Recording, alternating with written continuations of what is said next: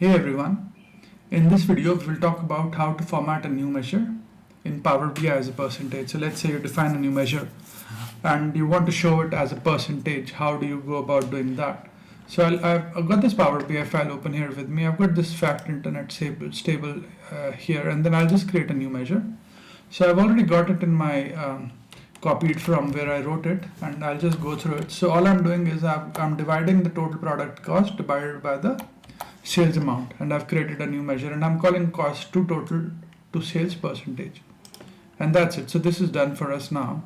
And now if I grab this and push it here, it creates a histogram. I want a chart, so you can see I've got but I want to show it as 59% or a percentage. How do I go about doing it? So for now, let's just add some maybe order dates. So maybe I just want to make sure that I want to see the percentage every day. So it just changes for me. Let me just move order date to the left. So I can see the cost to sales percentage on a daily basis, but it's not the correct format. So how do I change it?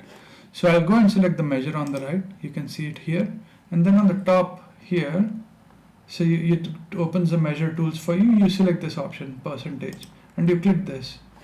So obviously this measure has to be selected and it automatically converts it into a percentage. So it set that as a format for you. So now when you use this measure anywhere else, it will probably just bring it and set this percentage for you.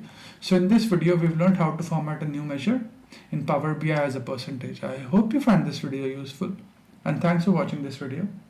Let me know if you would like me to take any specific topics. Cheers, bye.